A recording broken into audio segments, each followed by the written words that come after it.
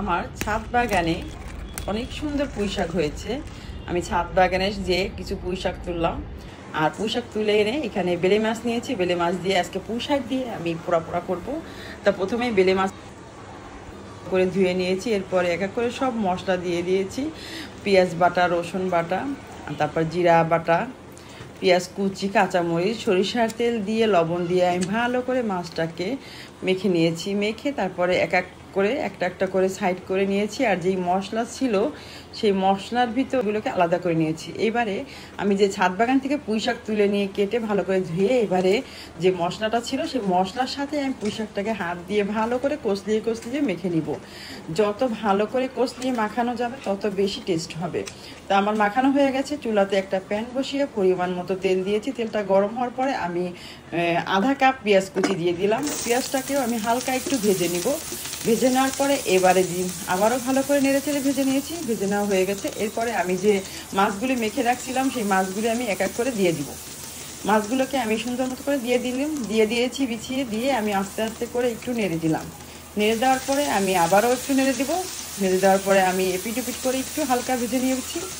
বেলে মাছগুলো বেশি কিন্তু নাড়াচাড়ি করা যাবে না, তাহলে কিন্তু ভেঙে যাবে, যেহেতু মাছগুলি কিন্তু অনেকটাই নরম, বেলে মাছটা একটু নরম হয়।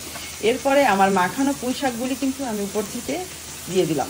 উপর থেকে দিয়ে আমি সব মশলা কাছিয়ে দিয়ে আমি হালকা একটু হাতল ধরে একটু নেড়ে দিয়েছি। আর আস্তে আস্তে করে আমি একটু সব কিছু একদমই নেড়ে দিলাম। নেড়ে দিয়ে আমি ঢাকনাটা দিয়ে কিছুক্ষণের জন্য ঢেকে দিলাম। ঢেকে দেওয়ার পরে 5 মিনিট পরে আমি ঢাকনাটা তুলে দেখি তেল কিন্তু উপরে উঠে আসছে। আমি আস্তে করে একটু হালকা নেড়ে দিয়ে তারপরে আমি সামান্য ঝোলের পানি দেবো, যেহেতু পুঁই শাকও কিন্তু অল্প জালেই সিদ্ধ হয়ে যায়, মাছও। তো আমি অল্প একটু সামান্য পানি দিলাম। পানি দিয়ে আমি আবারও হাতল ধরে একটু নেড়ে তারপরে আমি ঢাকনাটা দিয়ে ঢেকে দিব। ঢাকনাটা দিয়ে ঢেকে দেওয়ার পরে আমি আরও 10 মিনিটের মতো রান্না করে নেব। ঢাকনাটা উঠিয়ে আমি দেখি যে মাছটা কিন্তু অনেক সুন্দরই হয়ে গেছে, আর পানিও বের হয়েছে অল্প কিছু। তো আমি আরও ঝোলের পানি আরও কিছুক্ষণ শুকিয়ে নিব। এরপরে আমি 1 চামচের মতো ভাজা জিরা গুঁড়া উপর থেকে দিয়ে আমি হাতল ধরে আবার একটু নেড়ে চেড়ে দিয়েছি। আর এই মাছটা যে খেতে এত মজা, যে নিজের গাছের লাগানো পুঁই শাক, ছাদ বাগান থেকে নিয়ে আসা বেলে মাছ দিয়ে চড়চড়ি করে খেতে অনেক মজা। আপনি যে কখন খেতে খেতে কখন আপনি প্লেটের ভাত শেষ হয়ে যাবে আপনি টেরই পাবেন না। এতটাই মজার, এতটাই ইয়ামি হয়েছে। দেখতেই পাচ্ছেন যে কতটা ইয়ামি হয়েছে। একদমই পোড়া পোড়া করে নিয়েছি আমি বেলে মাছ দিয়ে পুঁই শাক। এতক্ষণ ধৈর্য সহকারে রেসিপিটি দেখার জন্য সবাইকে অসংখ্য অসংখ্য ধন্যবাদ। পরবর্তী রেসিপি দেখার জন্য সবাইকে আমন্ত্রণ রইল।